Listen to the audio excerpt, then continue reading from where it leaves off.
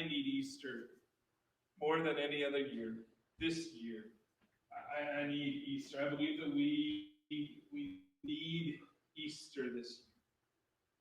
On the heels, I pray, of a global pandemic, we need Easter. Turn to your neighbor quick and just tell them we need Easter this year. Go ahead and tell them we need Easter. We do. We need Easter. Easter is about victory and salvation. Easter is about freedom. Easter is about promise. Easter is about dead things coming back to life. This year, we need Easter. Not just we, but I. I need Easter this year. So turn to your neighbor and say, I need Easter. Go ahead. Turn to your neighbor. I need Easter this year. This past year, we have been stuck, haven't we? We've been stuck in the mud. Some of us unable to move forward. Some of you, this is the first time that you're back in this room in more than a year. Last year, we tried to gather in our own homes and to watch poorly produced videos put together by your pastor. And this year, we're starting to come back together. We need Easter this year. We have been stuck. There's some of us, we have been absolutely held captive to fear. Some of us, we have been chained to anger. We have been addicted to hate. We need Easter this year to set us free. We've been stuck. You know the story of the Ever Given, that ship that got stuck in the Suez Canal. On March 23rd, this Ever Given, this monstrous ship, was traveling from China to the Netherlands. It was carrying 20,000 shipping containers. I can't even imagine how big this boat must have been. Believe this, 220,000 tons. That's how much it weighed. And it got stuck for 6 days. 220,000 tons. Can you imagine? It got stuck. It got blown off course. In a windstorm that kicked up a sandstorm in a single lane section of this monstrous shipping canal, the Suez Canal in Egypt, it got stuck. Some of you have seen pictures. It's been fun to make memes out of them and to chuckle. But it disrupted global trade for 6 days, from March 23rd to March 29th. There were efforts to get it unstuck. It offloaded more than 9,000 tons of ballast water. 9,000 tons of ballast water. Excavators worked to remove more than 1 million cubic feet of soil from the bank of the Suez Canal. A dredger worked on the other side of the east bank of the Suez Canal to pump sediment from the bottom of the canal, and 10 tugboats for 6 days. 10 tugboats for 6 days pushed and pulled and pushed and pulled in a variety of different directions and in a variety of different ways to get this monstrous ship unstuck. But it wasn't until March 29th, because of the unusually high tide, lifting it another 7 feet off of the floor of the Suez Canal on March 29th, because of the unusually high tide, did it start to get unstuck. It was an unusually high tide on March 29th. Do you have any idea why? It's the full moon. It's a full moon. And the full moon affects tides. We don't know much about tides living in Iowa and the flatlands, right? But the moon affects tides. And because it was a full moon, that tide was unusually strong, and it lifted this monstrous ship so that it was unstuck. Another question for you. Do you know the formula or the trick in figuring out when the day of Easter is? Easter's a confusing day, isn't it? We don't know exactly when it is. We got to look it up in the calendar. Last year it was April 21st. This year it's April 4th. Why? We know when Christmas is, right? It's kind of funny. Hey, do you guys know when Christmas happens? Well, yeah, it happens on Christmas Day on December 25th, right? Every year, December 25th, and Christmas happens on the same day. It's pretty easy for us to try to figure out when Memorial Day, Labor Day. Sometimes I get confused about those days, but it's pretty easy for us to figure out when those days are, right? St. Patrick's Day, March 17th, right? I mean, that's a day. It's fixed, right? But Easter moves back and forth. Why? You know the formula? Easter falls on the first Sunday after the first full moon after the spring equinox. Weird. Why? As if to say that the one who hung the moon and the stars, as if to say, the one who ordered our days, that determines the day of Easter. And on the full moon of March 29th, this monstrous ship, it got raised because there was an unusually high tide. The full moon indicating the start of the celebration of Easter, falling on the first Sunday after the first full moon after the spring equinox.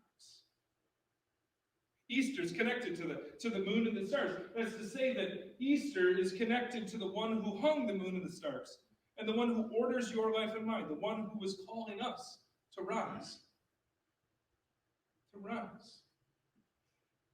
To get unstuck. To rise. We need Easter this year. If we're honest, we need Easter this year. We need Easter this year to get ourselves unstuck from the pain of this past year. It has been painful. We need Easter this year to get unstuck from the turmoil, from the fear, from the anger, from the cancel culture, from the racism that still exists in this world today. Seriously. We need Easter to get unstuck.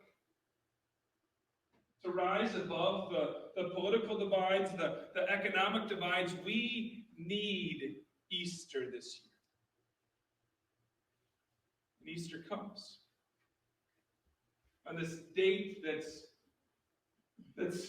affixed to when the full moon happens. Now, I believe that we do not need something called cute Christianity on this Easter. Bumper sticker theology, some people might call it. Just a message that hopefully makes us feel better and moves us along our way. Otis Moss III says this about cute Christianity. And if you came here for cute Christianity this morning, I'm sorry. I don't believe that Good Friday and Easter Sunday are anything but cute. The cross of Calvary is gruesome, it's messy, it's dirty, it's sick, and it's depraved. It's an instrument of torture. Easter is about dead things having life put back into them. It's about dead things rising. Easter, if anything, it should scare us. That's frightening. I don't think that we need cute Christianity on this Easter. And Otis Moss III says this about cute Christianity. He says it does not work when you're being crucified. Cute Christianity, just that Christianity that makes us feel better, that kind of sends us on our way, it does not work when you're in a pandemic. We need battle-tested faith. And that's what we hear. It's Friday. The Sunday's coming. That's what we hear, battle-tested faith. The kind of faith where you have let go, but God did not let you go.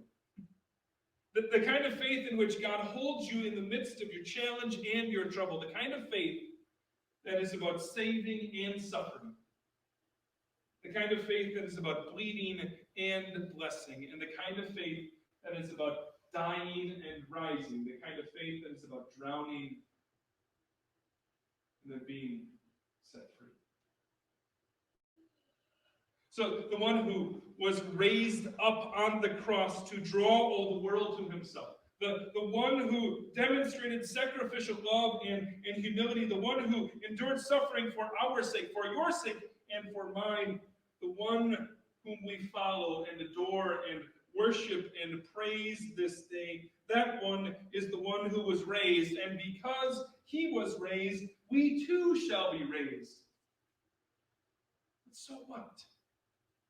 Because he was raised, so we too shall be raised. But so what? What does that mean today? What does that mean this year when I believe we need Easter more than any other year? We need Easter. And the one who was raised, because he was raised, so we too shall be raised. But so what?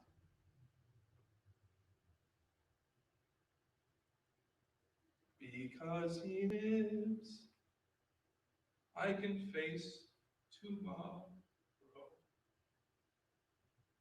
You see, that promise is a promise of hope that endures. We set our outdoor services, which I know a lot of you are curious, they've been very well attended. And I'm really glad of that. That's why there's few folks here today, and that's exactly what we intended.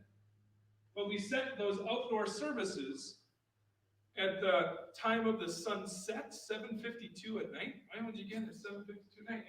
And at 6:53 this morning, the sun rose. Because he lives, all fear is gone. You see, we boldly rise. We rise from our old selves into then a new life that is promised for us. A resurrected life, a life that is victorious, a life that is freedom, and a life that sets us free. Because I know he holds the future. Your future and mine. The one who sets the moon and the stars in the sky, he holds that future. He holds your future. Martin Luther says this, I know not the way God leads me, but well do I know my guide. Say that one more time. I know not the way God leads me, but well do I know my God. And the life is worth the living just because he lives. See, this full and abundant life, this resurrected life, this new life, this life then that forgives and loves and fights through tears. This life that shares and hugs and laughs and cries. We need Easter this year. I need Easter this year so that we might rise. So that we might rise. So that you and I. So that we might rise. Amen. We stand, we sing together our song of response. Now all the vault of heaven resounds.